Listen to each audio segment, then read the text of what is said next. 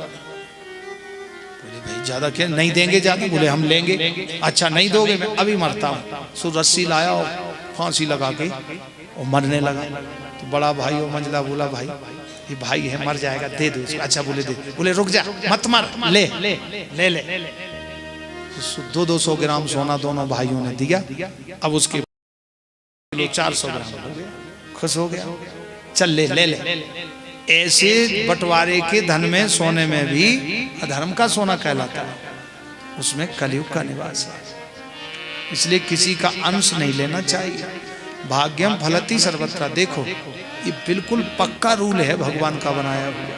ये तो अज्ञान बस, लोभ और मोह बस के कारण व्यक्ति अपने गलत पथ पर चला जाता है। लेकिन भगवान का बनाया हुआ विधान ये बिल्कुल पक्का है, 101%। समय से पहले और भाग्य से अधिक ना किसी को मिला है, ना कभी मिलता है, ना मिलेगा। तो जब भाग्य में जो है वो तो मिलना ही है।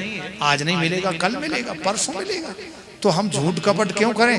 अपयश और दूसरे की बद्दुआ क्यों लें? यही तो अविद्या का कारण है। इसलिए भाग्यम फलति सर्वत्र न च विद्या न च पौरुषम। ऐसे धन में भी कलयुग का निवास है। ये 5वां स्थान कलयुग ने लिखा। राजा रथ से उतरे, कलयुग चला गया, चरणों में प्रणाम किया, गऊ और बैल के सामने रोए। राजा आपकी ये दुर्दशा कर दी उस कलयुग ने, मैं तो मार रहा था। हे माँ आप कौन हैं? पृथ्वी माता कहने लगी, हे बेटा धर्मपुत्र परीक्षित, मैं पृथ्वी रूपी गाय हूं। जब से कलयुग आया है मैं अपने प्राण बचाते भाग रही, तुमने बचा लिया। हे वृषभ आप कौन हैं? बोले हे राजन मैं धर्म रूपी वृषभ हूं। इस कलयुग ने मेरे 3 पैरों को काट दिया। धर्म के 4 पैर होते हैं, सत्य, दान, दया और तप। कलयुग में सत्य नहीं रहा, दया नहीं रही, तप नहीं रहा, केवल एक पैर पर धर्म खड़ा है, दान पर। यथोचित उपचार किया राजा परीक्षित ने, गऊ और बैल की रक्षा करी, उनकी सेवा करी, औषधि दी, हिष्ट पुष्ट बलिष्ठ हो गए, राजा रहने लगे। अब राजा ने देखा कि अपने खजाने को देखे।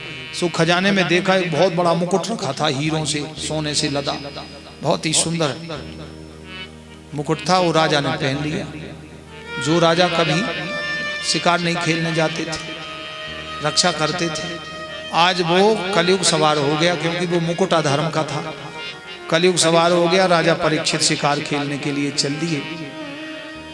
एकदा धनुरुद्यम्य विचरान मृगयाम बने, विचरन मृगयाम बने, मृगाननुगता श्रांता, क्षुधिता त्रसितो भृशम, क्षुधिता त्रसितो भृशम।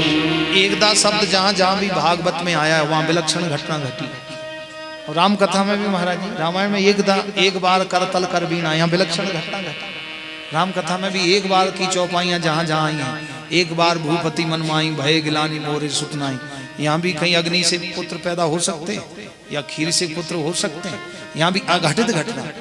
और एक बार करतल कर बीना, श्री नारद जी गए, गावत गुणगन ज्ञान प्रवीणा, सुमाया की नगरी देखी। जो कभी विवाह के लिए तैयार नहीं होते थे, रस्सा तोड़ के कह रहे हमारा विवाह करो, और भगवान के पास गए, बोले हमें सुंदर आकृति दे दो, और दुनिया भर की बातें कही। तो एक रूप तुम भ्राता दो, यहाँ भी अघटित घटना। जो परमात्मा बनाने वाला, ईश्वर सारे संसार को बनाने वाला, वो सुग्रीव और बाली को देख करके भ्रमित हो गए कि किसको मारूं। एक रूप तुम भ्राता दो, ते भ्रमते नहीं मारे उसो। सो वहां भ्रमित हो गए भगवान, खुद का बनाया आदमी खुद भूल गए। ये अघटित घटना। जहां जहां रामायण में एक बार की चौपाई आई है, एक शब्द आया, वहां अघटित घटना। विस्तार से महाराज जी सुनाएंगे, बहुत अच्छा महाराज जी को अद्भुत ज्ञान। तो श्री परीक्षित ने वो मुकुट पहन लिया, एकदा धनुरुद्यम्या विचरण मृगयाम बने, एकदा शब्द आया है। अघटित घटना घटी, जो राजा कभी जीव हिंसा नहीं करते आज मारने लगे, हिंसक जानवरों को मार दिया। और क्या किया, जो ऋषियों का चरण कमल धोकर के चरणामृत लेते थे आज वो ऋषि का अपमान करने लगे। ये अघटित घटना है।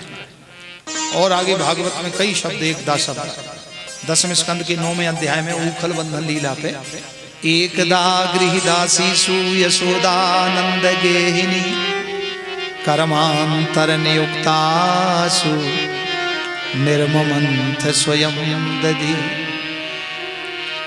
जो सारा संसार को बांधने वाला जगत पिता वो आज मैया यशोदा की रस्सी में बंध गया। सारे संसार को बांधने वाला खुद बंध गया। ये अघटित घटना घटी। तो यहां भी राजा परीक्षित के समय एकदा शब्द आया, तो यहाँ अघटित घटना घटी। राजा परीक्षित ने ऋषि का अपमान कर दिया, हजारों हिंसक जानवरों का वध कर दिया। राजा परिश्रमित हुए, भूख प्यास लगी, बड़े परेशान थे। पानी पीना भोजन करना सो ऋषि के आश्रम पे चले गए। समीक ऋषि का आश्रम था, समीक ऋषि ध्यान में बैठे थे। बोले अच्छा देखो ये महात्मा